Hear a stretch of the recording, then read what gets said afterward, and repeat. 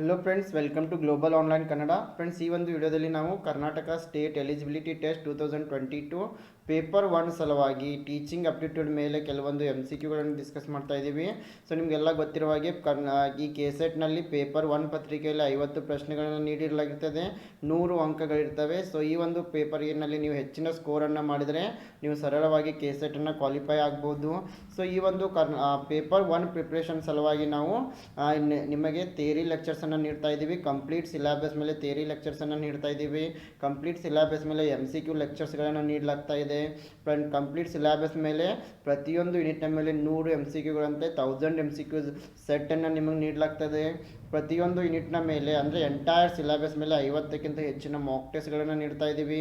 ಇದರ ಜೊತೆಗೆ 10 ಯೂನಿಟ್ಗಳ ಮೇಲೆ ನಿಮಗೆ ನೋಟ್ಸ್ ಕೂಡ ಲಭ್ಯವಾಗ್ತಾ ಇದೆ. ಈ ಒಂದು ಕೋರ್ಸ್ ಲೆಕ್ಚರ್ಸ್ ಆಗಿರ್ಬೋದು, ನೋಟ್ಸ್ ಆಗಿರ್ಬೋದು, ಮಾಕ್ ಟೆಸ್ಟ್ ಎಲ್ಲವೂ ಕೂಡ ನಿಮಗೆ ಕನ್ನಡದಲ್ಲಿಯೂ ಕೂಡ ಲಭ್ಯವಿದೆ. ಅದರ ಜೊತೆಗೆ ಇಂಗ್ಲೀಷ್ ಲ್ಯಾಂಗ್ವೇಜ್ನಲ್ಲಿಯೂ ಕೂಡ 2 ಲ್ಯಾಂಗ್ವೇಜ್ನಲ್ಲಿ ನಿಮಗೆ ಲಭ್ಯವಿದೆ. ನೀವೇನಾದರೂ ಜಾಯ್ನ್ ಆಗಲು ನಮ್ಮ ಗ್ಲೋಬಲ್ ಆನ್ಲೈನ್ ಆ್ಯಪನ್ನು ಪ್ಲೇಸ್ಟೋರ್ನಿಂದ ನೀವು ಡೌನ್ಲೋಡ್ ಮಾಡ್ಕೊಳ್ಬೋದು.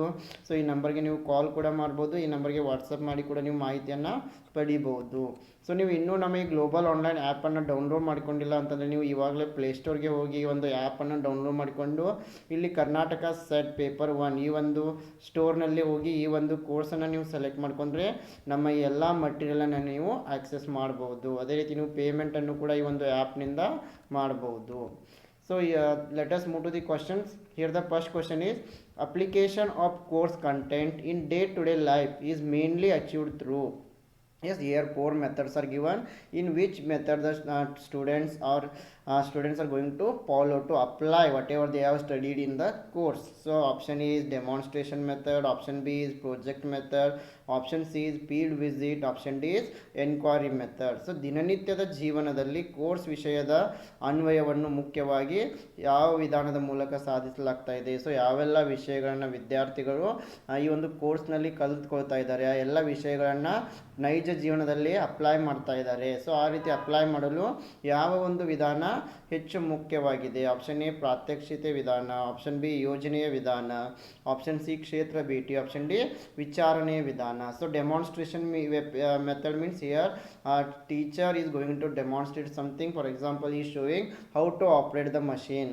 Students are going to learn it by looking at the teacher's performance. So project method means here the students are going to apply whatever they have studied in the course, they are going to apply in their daily life, and they are going to study means they are going to solve the real problems here. So here application of course content in day-to-day life is mainly achieved through project method. Option B is the right answer. If you go through the third option, field visit means students will visit particular area and they will get information. Enquiry method, they are going to ask questions and they will get answers.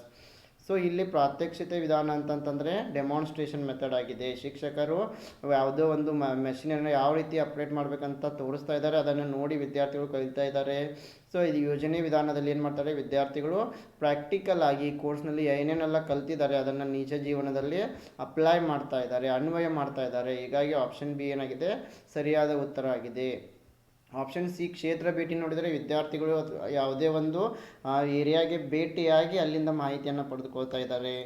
So ವಿಚಾರಣೆಯಲ್ಲಿ ಅವು ಪ್ರಶ್ನೆಗಳನ್ನು ಕೇಳಿ ಉತ್ತರಗಳನ್ನು ಪಡೆದುಕೊಳ್ತಾ ಇದ್ದಾರೆ. ಈ ರೀತಿಯಾಗಿ ದಿನನಿತ್ಯದ ಜೀವನದಲ್ಲಿ ಕಲಿತ ವಿಷಯಗಳನ್ನು ನೈಜ ಜೀವನದಲ್ಲಿ ನಮಗೆ ಅನ್ವಯಿಸಲು ಈ ಯೋಜನಾ ವಿಧಾನ ಸಹಕಾರಿಯಾಗಿದೆ. So the project method, it is teacher facilitated collaborative method because both teacher and students are going to participate here. So ಈ ಶಿಕ್ಷಕರು ಮತ್ತು ವಿದ್ಯಾರ್ಥಿಗಳು ಇಬ್ಬರೂ ಇಲ್ಲಿ ಪಾತ್ರ ವಹಿಸುವುದರಿಂದ ಕೊಲ್ಯಾಬ್ರೇಟಿವ್ ಮೆಥಡ್ ಅಂತಲೂ ಕೂಡ ಕರೀತಾ ಇದ್ದೀವಿ. Here students acquire and apply knowledge and skills to solve realistic problems. Here students are going to solve the realistic problems. ಇಲ್ಲಿ ವಿದ್ಯಾರ್ಥಿಗಳು ತಮ್ಮ ಸ್ಕಿಲ್ಗಳನ್ನು, ನಾಲೆಜನ್ನು ಬಳಸಿ ದಿನನಿತ್ಯದ ಸಮಸ್ಯೆಗಳನ್ನು ಏನು ಮಾಡ್ತಾ ಇದ್ದಾರೆ, ಸಾಲ್ವ್ ಮಾಡ್ಕೊಳ್ತಾ ಇದ್ದಾರೆ. So second question is, in order to maintain students progress and to modify teaching accordingly, the best method of evaluation is. So if the teacher wants to evaluate students progress and if he wants to change his teaching style according to students feedback, then which method of evaluation is helping him? So option A formative evaluation, option B summative evaluation, option C qualitative evaluation, option D objective based evaluation. So ವಿದ್ಯಾರ್ಥಿಗಳ ಪ್ರಗತಿಯನ್ನು ಕಾಪಾಡಿಕೊಳ್ಳಲು ಮತ್ತು ಅದಕ್ಕೆ ಅನುಗುಣವಾಗಿ ಬೋಧನೆಯನ್ನು ಮಾರ್ಪಡಿಸಲು ಮೌಲ್ಯಮಾಪನದ ಅತ್ಯುತ್ತಮ ವಿಧಾನವೆಂದರೆ, ಸೊ ಇಲ್ಲಿ ಒಬ್ಬ ಶಿಕ್ಷಕ ತನ್ನ ಒಂದು ಕೋರ್ಸ್ ಮುಗಿದ ನಂತರ ಅಥವಾ ತರಗತಿ ಮುಗಿದ ನಂತರ ವಿದ್ಯಾರ್ಥಿಗಳಿಂದ ಒಂದು ಫೀಡ್ಬ್ಯಾಕನ್ನು ಪಡೆದು ಅವರ ವಿದ್ಯಾರ್ಥಿಗಳ ಒಂದು ಫೀಡ್ಬ್ಯಾಕ್ನ ಆಧಾರದ ಮೇಲೆ ತನ್ನ ಟೀಚಿಂಗ್ ಸ್ಟೈಲನ್ನು, ಬೋಧನಾ ವಿಧಾನವನ್ನು ಬದಲಾಯಿಸಬೇಕಂತ ಅಂದ್ಕೊಂಡಿದ್ದಾರೆ. ಹಾಗಾದರೆ ಅವರಿಗೆ ಯಾವ ಪ್ರಕಾರದ ಮೌಲ್ಯಮಾಪನ ಹೆಚ್ಚು ಅನುಕೂಲವಾಗ್ತಾ ಇದೆ? Option A formative valuation, option B summative valuation, option C qualitative valuation, option D objective based valuation. So option 1 ಏನಿದೆ ರಚನಾತ್ಮಕ ಮೌಲ್ಯಮಾಪನ, ಆಪ್ಷನ್ ಬಿ ಸಂಕಲನಾತ್ಮಕ ಮೌಲ್ಯಮಾಪನ, ಆಪ್ಷನ್ ಸಿ ಗುಣಾತ್ಮಕ ಮೌಲ್ಯಮಾಪನ, ಆಪ್ಷನ್ ಡಿ ಆಬ್ಜೆಕ್ಟಿವ್ ಆಧಾರಿತ ಮೌಲ್ಯಮಾಪನ. So here the teacher wants to check students progress and accordingly he wants to change his teaching method. So here the most used or the most helping evaluation method is here the teacher is going to evaluate the student during the course only, not after the course. Yes, during the course he wants to check the students evaluation progress and he wants to change his teaching progress. So as you all know, during the course means it is known as the formative evaluation. Yes, formative evaluation, it is going to take place during the course, not before the course or after the course.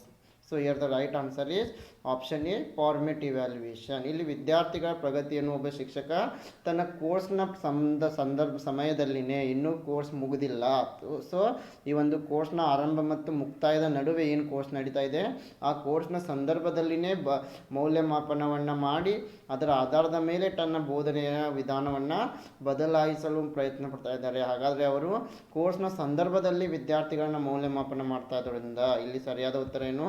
ರಚನಾತ್ಮಕ ಮೌಲ್ಯಮಾಪನ, formative valuation. ಅಂದರೆ ಈ ರಚನಾತ್ಮಕ ಮೌಲ್ಯಮಾಪನದಲ್ಲಿ ಶಿಕ್ಷಕರು ಏನು ಮಾಡ್ತಾ ಇದ್ದಾರೆ? ಡ್ಯೂರಿಂಗ್ ದ ಕೋರ್ಸ್ ಇವ್ಯಾಲ್ಯೂಯೇಷನ್ ಅನ್ನು ಮಾಡ್ತಾ ಇದ್ದಾರೆ.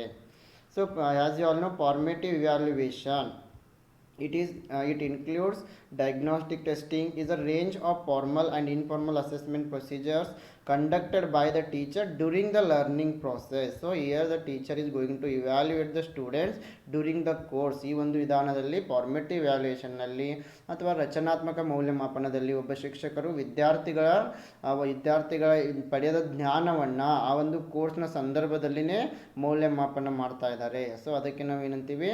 ಫಾರ್ಮೇಟಿವ್ ವ್ಯಾಲ್ಯೂಯೇಷನ್ ಅಥವಾ ರಚನಾತ್ಮಕ ಮೌಲ್ಯಮಾಪನ. There are so many examples are there for formative evaluation, such as observation, worksheets, quizzes, journals. These are some examples for formative evaluation. So the third question is the question, how would you prove that the earth is round or not round, is based on the dash objective. Option A comprehension, option B evaluation, option C application, option D synthesis. Yes, here the teacher is going and the question is, how would you prove that the earth is round or not round? It is based on dash objective. Yes, ಇಲ್ಲಿ ಒಂದು ಪ್ರಶ್ನೆ ಇದೆ, ಭೂಮಿಯು ದುಂಡಾಗಿದೆ ಅಥವಾ ದುಂಡಾಗಿಲ್ಲ ಎಂದು ನೀವು ಹೇಗೆ ಸಾಬೀತುಪಡಿಸ್ತೀರಿ? ಈ ಒಂದು ಪ್ರಶ್ನೆ ಯಾವ ಉದ್ದೇಶದ ಆಧಾರದ ಮೇಲೆ ನಿಂತಿದೆ? Option A comprehension, option B ಮೌಲ್ಯಮಾಪನ, option C application, option D synthesis. So here the question is, how would you prove that the earth is round or not round? It means here students are going to evaluate it. It is based on the evaluation. So here the right answer is option B evaluation. ಅಂತಂದರೆ ಇಲ್ಲಿ ಭೂಮಿಯು ದುಂಡಾಗಿದೆ ಅಥವಾ ಇಲ್ಲ ಎಂದು ನೀವು ಸಾಬೀತುಪಡಿಸಬೇಕಪ್ಪ ಅಂತಂದರೆ ಇಲ್ಲಿ ನೀವು ಮೌಲ್ಯಮಾಪನವನ್ನು ಮಾಡ್ತಾ ಇದ್ದೀರಿ. ಸೊ ಆಪ್ಷನ್ ಬಿ ಮೌಲ್ಯಮಾಪನ ಏನಾಗಿದೆ ಇಲ್ಲಿ ಸರಿಯಾಗಿದೆ. So evaluation means as you all know, ಈ ಪ್ರೀವಿಯಸ್ ಸ್ಲೈಡ್ನಲ್ಲಿ ಕೂಡ ಡಿಸ್ಕಸ್ ಮಾಡಿದ್ದೀವಿ. It is a systematic process of collecting, analysing and interpreting the information to determine the extent which pupils are achieved the instructional objective. So in this question also, how would you prove that the earth is round or not round? For to answer for this question, the students are going to collect the data, they are going to analyze and they are going to interpret the result. So it is known as the evaluation. So question number 4 is, which of the following is not essential for good teaching? Option A human relation skill, option B communication skill, option C attractive personality, option D knowledge of appropriate teaching methods. So here four options are given. Out of these four options, which of the following is not essential, which is not required for good teaching? So ಉತ್ತಮ ಬೋಧನೆಗೆ ಕೆಳಗಿನವುಗಳಲ್ಲಿ ಯಾವುದು ಅಗತ್ಯವಿಲ್ಲ. So ಇಲ್ಲಿ ನಾಲ್ಕು ಆಪ್ಷನ್ಸನ್ನು ನೀಡಿದ್ದಾರೆ. ಇವುಗಳಲ್ಲಿ ಯಾವ ಒಂದು ಆಪ್ಷನ್ ಉತ್ತಮವಾದ ಬೋಧನೆಗೆ ಅವಶ್ಯಕತೆ ಇಲ್ಲ? ಆಪ್ಷನ್ ಎ ಮಾನವ ಸಂಬಂಧಗಳ ಕೌಶಲ್ಯಗಳು, ಆಪ್ಷನ್ ಬಿ ಸಂವಹನ ಕೌಶಲ್ಯಗಳು, ಆಪ್ಷನ್ ಸಿ ಆಕರ್ಷಕ ವ್ಯಕ್ತಿತ್ವ, ಆಪ್ಷನ್ ಡಿ ಸೂಕ್ತ ಬೋಧನಾ ವಿಧಾನಗಳ ಜ್ಞಾನ. Human relation skill, yes these are necessary for good teaching. Yes, if you understand the students behavior, if you are having if the teacher is having good relation with the student, then only he can teach well. And absolutely communication skills are also essential. Without proper communication, it is very teacher can't impart knowledge to the students. And option D, knowledge of appropriate teaching methods. Yes, the teacher must have knowledge about the usage of teaching methods, but attractive personality is not so essential here. So option C is the right answer. So ಮಾನವ ಸಂಬಂಧಗಳ ಕೌಶಲ್ಯಗಳ ಅವಶ್ಯಕತೆ ಇದ್ದೇ ಇದೆ. ವಿದ್ಯಾರ್ಥಿಗಳ ವರ್ತನೆಯನ್ನು ತಿಳಿದುಕೊಂಡಾಗ ಮಾತ್ರ ಒಂದು ಶಿಕ್ಷಣ ಪರಿಣಾಮಕಾರಿ ಆಗ್ತಾ ಇದೆ. ಸಂವಹನ ಕೌಶಲ್ಯಗಳು ಕೂಡ ಬೇಕೇ ಬೇಕು. ಶಿಕ್ಷಕರಿಗೆ ಸಂವಹನ ಕೌಶಲ್ಯಗಳು ಗೊತ್ತಿದ್ದರೆ ಮಾತ್ರ ಅವರು ವಿದ್ಯಾರ್ಥಿಗಳೊಂದಿಗೆ ಸರಿಯಾಗಿ ಸಂವಹನ ಮಾಡಬಹುದು. ಸೂಕ್ತ ಬೋಧನಾ ವಿಧಾನಗಳ ಜ್ಞಾನ ಅಂತೂ ಇರಲೇಬೇಕು. ಸೊ ಆದರೆ ಇಲ್ಲಿ ಆಕರ್ಷಕ ವ್ಯಕ್ತಿತ್ವ ಏನಿದೆ ಇದೊಂದು ಪರಿಣಾಮವನ್ನು ಬೀರ್ತಾ ಇಲ್ಲ. ಸೊ ಹೀಗಾಗಿ ಆಪ್ಷನ್ ಸಿ ಏನಾಗಿದೆ ಇಲ್ಲಿ ಸರಿಯಾದ ಉತ್ತರ ಆಗಿದೆ. ಉತ್ತಮ ಬೋಧನೆಗೆ ಆಕರ್ಷಕ ವ್ಯಕ್ತಿತ್ವದ ಅವಶ್ಯಕತೆ ಇಲ್ಲ. So some qualities of good teachers include communication, listening, collaboration, adaptability, empathy, and also patience. These are some qualities of good teachers. And also some other characteristics of effective teaching are engaging the classroom with presence, with value in the real world learning, exchange of best practices, lifelong love of learning. These are some essential characteristics of good teacher. So ಇನ್ನೂ ಕೆಲವು ಇಲ್ಲಿ ಉತ್ತಮ ಶಿಕ್ಷಕರ ಲಕ್ಷಣಗಳನ್ನು ನೋಡಿದರೆ ಸಂವಹನ ಕೌಶಲ್ಯಗಳಿರಬೇಕು, ವಿದ್ಯಾರ್ಥಿಗಳಿಂದ ಆಲಿಸುವ ಒಂದು ಕೌಶಲ್ಯ ಇರಬೇಕು, ಕೊಲಾಬ್ರೇಷನ್ ಇರಬೇಕು, ಅಡ್ಯಾಪ್ಟಬಿಲಿಟಿ ಇರಬೇಕು, ತಾಳ್ಮೆ ಇರಬೇಕು. ಎಸ್, ವಿದ್ಯಾರ್ಥಿಗಳನ್ನು ತರಗತಿಗೆ ಆಕರ್ಷಿಸುವ ಒಂದು ಸಾಮರ್ಥ್ಯ ಇರಬೇಕು. ಸೊ ಇವೆಲ್ಲವೂ ಕೂಡ ಶಿಕ್ಷಕರ ಉತ್ತಮವಾದ ಗುಣಗಳಾಗಿವೆ. The next question is the most important purpose of guidance of students is to help them to understand their own shortcomings, option B help them to change their faculty behaviour, option C make them capable of helping themselves, option D direct them about the right path. ವಿದ್ಯಾರ್ಥಿಗಳ ಮಾರ್ಗದರ್ಶನದ ಪ್ರಮುಖ ಉದ್ದೇಶವೆಂದರೆ option A ಅವರ ಸ್ವಂತ ನ್ಯೂನತೆಗಳನ್ನು ಅರ್ಥ ಮಾಡಿಕೊಳ್ಳಲು ಅವರಿಗೆ ಸಹಾಯ ಮಾಡುವುದು, ಆಪ್ಷನ್ ಬಿ ಅವರ ಅಧ್ಯಾಪಕರ ನಡವಳಿಕೆಯನ್ನು ಬದಲಾಯಿಸಲು ಅವರಿಗೆ ಸಹಾಯ ಮಾಡುವುದು, ಆಪ್ಷನ್ ಸಿ ಅವರು ತಮ್ಮನ್ನು ತಾವು ಸಹಾಯ ಮಾಡುವ ಸಾಮರ್ಥ್ಯವನ್ನು ಹೊಂದಿರುತ್ತಾರೆ, ಆಪ್ಷನ್ ಡಿ ಸರಿಯಾದ ಮಾರ್ಗದ ಬಗ್ಗೆ ಅವರಿಗೆ ನಿರ್ದೇಶನ ನೀಡುವುದು. So the most important purpose of guidance is, yes, ವಿದ್ಯಾರ್ಥಿಗಳಿಗೆ ಮಾರ್ಗದರ್ಶನವನ್ನು ಶಿಕ್ಷಕರು ನೀಡ್ತಾರೆ. ಈ ಮಾರ್ಗದರ್ಶನದ ಪ್ರಮುಖ ಉದ್ದೇಶ ಏನಾಗಿದೆ ಅಂತಂದರೆ make them capable of helping themselves. So students have to help themselves. So for this the teacher is going to guide them. ವಿದ್ಯಾರ್ಥಿಗಳು ಏನು ಮಾಡಬೇಕು, ತಮ್ಮಿಂದ ತಾವು ಸಹಾಯವನ್ನು ಮಾಡಿಕೊಳ್ಬೇಕು. ಸೊ ಅವರ ಸಮಸ್ಯೆಗಳಿಗೆ ಅವರು ಕೂಡ ಉತ್ತರವನ್ನು ಕಂಡುಹಿಡಿಯೋ ಪ್ರಯತ್ನವನ್ನು ಮಾಡಬೇಕು. ಸೊ ವಿದ್ಯಾರ್ಥಿಗಳು ತಮ್ಮನ್ನು ತಾವು ಸಹಾಯ ಮಾಡಿಕೊಳ್ಳುವ ಸಾಮರ್ಥ್ಯವನ್ನು ಬೆಳೆಸುವುದು ಈ ಮಾರ್ಗದರ್ಶನದ ಮುಖ್ಯ ಉದ್ದೇಶವಾಗಿದೆ. So the most important purpose of the guidance is students is to make them capable of helping them. So ವಿದ್ಯಾರ್ಥಿಗಳು ತಮ್ಮನ್ನು ತಾವು ಸಹಾಯ ಮಾಡಿಕೊಳ್ಳುವಂತೆ ಮಾಡುವುದು ಒಂದು ಮುಖ್ಯ ಮಾರ್ಗದರ್ಶನದ ಪ್ರಮುಖ ಉದ್ದೇಶವಾಗಿದೆ. So the question number 6 is the main objective of teaching is to facilitate learning, to give information about unknown facts, to use teaching aids to simplify the content, option D to form good learning habits in students. ಬೋಧನೆಯ ಮುಖ್ಯ ಉದ್ದೇಶ ಕಲಿಕೆಯನ್ನು ಸುಲಭಗೊಳಿಸುವುದು, ಅಜ್ಞಾತ ಸತ್ಯಗಳ ಬಗ್ಗೆ ಮಾಹಿತಿ ನೀಡುವುದು, option C ವಿಷಯವನ್ನು ಸರಳಗೊಳಿಸುವುದು, ಆಪ್ಷನ್ ಡಿ ವಿದ್ಯಾರ್ಥಿಗಳಲ್ಲಿ ಉತ್ತಮ ಕಲಿಕೆಯ ಹವ್ಯಾಸಗಳನ್ನು ರೂಪಿಸುವುದು. Yes, the main objective of teaching means not only giving information. Yes, teaching means not only using teaching aids. Teaching means not only conducting the classes. Teaching means it is to facilitate learning. So option A is the correct answer. So ಬೋಧನೆ ಅಂತಂದರೆ ಕೇವಲ ಜ್ಞಾನವನ್ನು ನೀಡುವುದಲ್ಲ, ಕೇವಲ ತರಗತಿಗಳನ್ನು ನಡೆಸುವುದಲ್ಲ, ವಿದ್ಯಾರ್ಥಿಗಳಿಗೆ ಕೇವಲ ಹವ್ಯಾಸಗಳನ್ನು ರೂಪಿಸುವುದಲ್ಲ, ಕಲಿಕೆಯನ್ನು ಏನು ಮಾಡಬೇಕಾಗ್ತಾ ಇದೆ, ಸುಲಭಗೊಳಿಸಬೇಕಾಗ್ತಾ ಇದೆ. ಸೊ ಆಪ್ಷನ್ ಏನಾಗಿದೆ ಇಲ್ಲಿ ಸರಿಯಾಗಿದೆ. So facilitating learning involves teaching students to think critically and understand how the process is works. So facilitate learning means students have to understand the concept, they have to criticize, they have to understand it very clearly. So they should ask questions related to who, what, where and when. So ಇಲ್ಲಿ facilitate learning ಅಂತಂತಂದರೆ ವಿದ್ಯಾರ್ಥಿಗಳೊಂದು ಯೋಚನಾ ಶಕ್ತಿ ಬೆಳಿಬೇಕಾಗ್ತಾ ಇದೆ. ಅವರು ಯಾವುದೇ ಅವರಲ್ಲಿ criticise ಮಾಡುವ, ವಿಮರ್ಶೆ ಮಾಡುವ ಒಂದು ಲೆವೆಲ್ಗೆ ಜ್ಞಾನ ಬೆಳಿಬೇಕಾಗ್ತಾ ಇದೆ. ಸರಿಯಾಗಿ ಎಲ್ಲ ಕಾನ್ಸೆಪ್ಟ್ಗಳನ್ನು ತಿಳಿದುಕೊಳ್ಬೇಕಾಗ್ತಾ ಇದೆ. ಅವರು ಹೇಗೆ, ಏನು, ಯಾವಾಗ ಎಂಬ ಪ್ರಶ್ನೆಗಳನ್ನು ಕೇಳಬೇಕಾಗ್ತಾ ಇದೆ. ಇದಕ್ಕೇನಂತೀವಿ ನಾವು facilitate learning. Question number 7. Academic learning time does not depend on. Yes, academic learning time, ALT, it is not depend on option A content, option B difficulty level of content, option B C time spent for learning, option D students attitude towards learning. ಶೈಕ್ಷಣಿಕ ಕಲಿಕೆಯ ಸಮಯ ALT ಯಾವುದರ ಮೇಲೆ ಅವಲಂಬಿತವಾಗಿಲ್ಲ. Option A ವಿಷಯ, option B ವಿಷಯದ ತೊಂದರೆಯ ಮಟ್ಟ, option C ಕಲಿಕೆಗಾಗಿ ಸಮಯ ಕಳೆಯುವುದು, ಆಪ್ಷನ್ ಡಿ ಕಲಿಕೆಯ ಕಡೆಗೆ ವಿದ್ಯಾರ್ಥಿಗಳ ವರ್ತನೆ. So ALT academic learning time it does not dependent on students attitude towards learning. So ALT is dependent on content, difficulty level and also time spent for learning. So ಈ ಶೈಕ್ಷಣಿಕ ಕಲಿಕೆಯ ಸಮಯ ಏನಿಲ್ಲ, ಇದು ವಿಷಯದ ಮೇಲೆ ಅವಲಂಬಿತವಾಗಿದೆ, ವಿಷಯದ ತೊಂದರೆಯ ಮಟ್ಟದ ಮೇಲೆ ಅವಲಂಬಿತವಾಗಿದೆ, ವಿದ್ಯಾರ್ಥಿಗಳು ಎಷ್ಟು ಸಮಯವನ್ನು ಕಲಿಕೆಗೆ ನೀಡ್ತಾ ಇದ್ದಾರೆ ಎಂಬುದರ ಮೇಲೂ ಡಿಪೆಂಡ್ ಆಗಿದೆ. ಆದರೆ ಕಲಿಕೆ ಕಡೆ ವಿದ್ಯಾರ್ಥಿಗಳ ವರ್ತನೆಯ ಮೇಲೆ ಇದು ಡಿಪೆಂಡ್ ಆಗಿಲ್ಲ. ಸೊ ಆಪ್ಷನ್ ಡಿ ಸರಿಯಾಗಿದೆ. So academic learning time ALT, it means it is the amount of time students are actively, successfully, productively engaged in the learning process.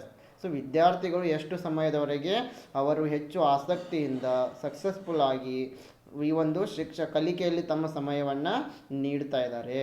So ALT means the amount of time the students are successfully covering the content will be tested. So ಯಾವ ರೀತಿ ಅವರು ಹೆಚ್ಚು ಆಸಕ್ತಿಯಿಂದ ಈ ಒಂದು ಕಲಿಕೆಯಲ್ಲಿ ಭಾಗವಹಿಸ್ತಾ ಎಷ್ಟು ಸಮಯವನ್ನು ಹೆಚ್ಚು ಆಸಕ್ತಿಯಿಂದ ಕಲಿಕೆಗೆ ನೀಡ್ತಾ ಇದ್ದಾರೆ ಎಂಬುದೇನಾಗಿದೆ ALT. So question number 8. Dash is an essential quality of the best teacher. Strong subject knowledge, genuine interest in teaching, language fluency, good presentation. Dash ಅತ್ಯುತ್ತಮ ಶಿಕ್ಷಕರ ಒಂದು ಗುಣವಾಗಿದೆ. ಬಲವಾದ ವಿಷಯ ಜ್ಞಾನ, ಬೋಧನೆಯಲ್ಲಿ ನಿಜವಾದ ಆಸಕ್ತಿ, ಭಾಷಾ ನಿರರ್ಗಳತೆ, ಉತ್ತಮ ಪ್ರಸ್ತುತಿ. ಕೆಲವೊಂದು ಸಂದರ್ಭದಲ್ಲಿ ನೀವು ನೋಡಿದರೆ ಎಲ್ಲ ಆಪ್ಷನ್ಗಳು ಸರಿಯಾಗಿರೋ ರೀತಿಯೇ ಅನ್ನಿಸ್ತಾ ಇರ್ತವೆ. ಬಟ್ ಅದರಲ್ಲಿ ನೀವು ಅತಿ ಮುಖ್ಯವಾದ ಆಪ್ಷನ್ ಯಾವುದಿದೆ, ಪ್ರಶ್ನೆಗೆ ಅತಿ ಹತ್ತಿರವಾದ ಅಂಶ ಯಾವುದಿದೆ ಎಂಬುದನ್ನು ಫೈಂಡ್ ಔಟ್ ಮಾಡಬೇಕಾಗ್ತಾ ಇದೆ. Yes, if you go through the option, yes, strong subject knowledge, it is also essential component for the best teacher. Genuine interest in teaching, very essential. Language fluency, yes, without language fluency we can't give knowledge to the students. Good presentation, very essential. So in this way, if you go through all the 4 options, which is the first and very nearer to the answer, it is a the very essential quality of the best teacher is initially the teacher must have interest in teaching period. Then only he can become good teacher. ಮೊದಲು ಬಲವಾದ ವಿಷಯ ಜ್ಞಾನ ಇರಲೇಬೇಕು, ಭಾಷೆಯ ಬಗ್ಗೆ ಜ್ಞಾನ ನಿರರ್ಗಳತೆ ಇರಲೇಬೇಕು, ಉತ್ತಮವಾದ ಪ್ರಸ್ತುತಿ ಕೂಡ ಇರಲೇಬೇಕು.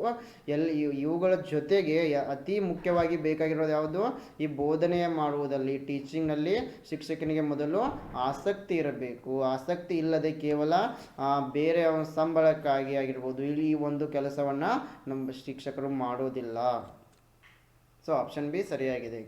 So teaching is profession of passion. Yes, no one becomes a teacher to get rich or gain power. Yes, ಹೆಚ್ಚು ಶ್ರೀಮಂತ ಆಗೋ ಉದ್ದೇಶದಿಂದ ಯಾರು ಶಿಕ್ಷಕರಾಗಲ್ಲ. People become teachers because they have love for sharing the knowledge. Yes ಶಿಕ್ಷಕರು ತಮ್ಮ ಜ್ಞಾನವನ್ನು ಇತರರಿಗೆ ನೀಡುವ ಉದ್ದೇಶದಿಂದ ಶಿಕ್ಷಕರಾಗ್ತಾ ಇದ್ದಾರೆ. Yes, teachers wants to instill confidence, self-worth, love for learning in students. Yes, this is even more true for special education teacher also. Therefore, genuine interest in teaching is an essential quality of the teacher. So option B is right answer. Question number 9. In a dash method of teaching, teacher uses the maxim known as specific to learn general. So as you all know, there are so many maxims of teachings are there. We have discussed in our theory lectures. Yes, if you go through our theory lectures, you will come to know about maxims of teaching. So in that, one is specific to learning. Teacher should move specific concept to a general concept. So in dash method, teacher is going to use this maxim. Option A analytical, option B synthesis, option C inductive, option D deductive. Dash ವಿಧಾನದಲ್ಲಿ ಬೋಧನೆಯ ವಿಧಾನದಲ್ಲಿ ಶಿಕ್ಷಕರು ನಿರ್ದಿಷ್ಟದಿಂದ ಸಾಮಾನ್ಯತೆಯ ಕಡೆಗೆ ಎಂಬ ಗರಿಷ್ಠತೆಯನ್ನು ಮ್ಯಾಕ್ಸಿಮನ್ನು ಬಳಸ್ತಾ ಇದ್ದಾರೆ. S, ಈ ಎಲ್ಲ ಮ್ಯಾಕ್ಸಿಮ್ಸ್ಗಳ ಬಗ್ಗೆ ನಾವು ನಮ್ಮ ಥಿಯರಿ ಲೆಕ್ಚರ್ಸ್ಗಳಲ್ಲಿ ಡಿಸ್ಕಷನನ್ನು ಮಾಡಿದ್ದೀವಿ. ನೀವು ನಮ್ಮ ಥಿಯರಿ ಲೆಕ್ಚರ್ಸನ್ನು ಓದಿದ್ರೆ ನಿಮಗೆ ಈ ಟೀಚಿಂಗ್ ಮ್ಯಾಕ್ಸಿಮ್ ಬಗ್ಗೆ ಜ್ಞಾನ ಬಂದೇ ಬರ್ತದೆ. ಸೊ ಅದರಲ್ಲಿ ಒಂದು ಮ್ಯಾಕ್ಸಿಮ್ ಯಾವುದಿದೆ, ನಿರ್ದಿಷ್ಟತೆಯಿಂದ ಸಾಮಾನ್ಯತೆಯ ಕಡೆಗೆ ಸಾಗ್ತಾ ಇದ್ದಾರೆ ಶಿಕ್ಷಕರು. ಇದನ್ನು ಯಾವ ವಿಧಾನದಲ್ಲಿ ಬಳಕೆ ಮಾಡ್ತಾ ಇದ್ದಾರೆ? ವಿಶ್ಲೇಷಣಾತ್ಮಕ, ಸಂಶ್ಲೇಷಣೆ, ಅನುಗಮನ ವಿಧಾನ, ಅನುಮಾನಾತ್ಮಕ ವಿಧಾನ. So the right answer is option C. In inductive method the teacher is using specific to general maxim. So ಈ ಒಂದು ಅನುಗಮನದ ವಿಧಾನದಲ್ಲಿ ಶಿಕ್ಷಕರು ಏನು ಮಾಡ್ತಾ ಇದ್ದಾರೆ, ಈ ನಿರ್ದಿಷ್ಟತೆಯಿಂದ ಸಾಮಾನ್ಯತೆಯ ಕಡೆಗೆ ಎಂಬುವ ಒಂದು ಮ್ಯಾಕ್ಸಿಮನ್ನು ಬಳಸ್ತಾ ಇದ್ದಾರೆ. So here you can go through the deductive method and inductive method. Induction is the form of reasoning in which a general law or principle is derived from a study of particular objects or specific process. So it is based on the logic that if something is true for a particular case and is further true in all other cases. So deductive method is completely opposite to inductive method. It means here the learner is moving from general to specific. In deductive is moving from specific to general. So specific to general means it is an inductive method, and general to specific means it is an deductive method. Last question is, the selection of teaching aid depends largely on the dash. Option A age of students, option B interest of students, option C age and motivation of students, option D educational level and age of students. So as you all know, the teacher uses variety of teaching aids in his teaching process. Yes, the selection of teaching aids is dependent on. Yes, ಶಿಕ್ಷಕರು ಹಲವಾರು ಬೋಧನಾ ಸಾಧನಗಳನ್ನು ಬಳಸ್ತಾ ಇರ್ತಾರೆ. ಈ ಬೋಧನಾ ಸಾಧನಗಳನ್ನು ಬಳಸುವುದು ಯಾವ ಅಂಶಗಳ ಮೇಲೆ ನಿರ್ಧಾರವಾಗಿದೆ? ವಿದ್ಯಾರ್ಥಿಗಳ ವಯಸ್ಸು, ವಿದ್ಯಾರ್ಥಿಗಳ ಆಸಕ್ತಿ, ವಿದ್ಯಾರ್ಥಿಗಳ ವಯಸ್ಸು ಮತ್ತು ಪ್ರೇರಣೆ, ಶೈಕ್ಷಣಿಕ ಮಟ್ಟ ಮತ್ತು ವಿದ್ಯಾರ್ಥಿಗಳ ವಯಸ್ಸು. So here the right answer is option D, educational level and age of students. Based on this educational level and age of the student, teacher is going to choose the teaching aids. So ವಿದ್ಯಾರ್ಥಿಗಳ ಯಾವ ಶೈಕ್ಷಣಿಕ ಮಟ್ಟ, ಯಾವ ಒಂದು ತರಗತಿಯಲ್ಲಿ ಓದ್ತಾ ಇದ್ದಾರೆ ಮತ್ತು ಅವರ ಏಜ್ನ ಆಧಾರದ ಮೇಲೆ ಈ ಶಿಕ್ಷಕರು ಏನು ಮಾಡಬೇಕು, ಬೋಧನಾ ಸಾಧನಗಳನ್ನು ಬಳಕೆ ಮಾಡ್ತಾ ಇದ್ದಾರೆ. So educational level is very important here. Okay friends, teaching aids means, as you all know, these are variety of objects which teachers are going to use in the teaching process, such as book, pictures, DVD, CD, videos, graphics, 3D models. These are all known as the teaching aids. Okay friends, this is about today's session, and if you want to join our teaching and research aptitude crash course for paper 1 KSET 2022, here you will get theory lectures on entire syllabus, MCQ lectures, practice MCQ set. You are going to get 50 plus mock tests are available, notes are available on all the units in both languages, English and Kannada. You can download Global Online University app from Play Store. For any question you can contact this number. Yes, I wish all the best to all.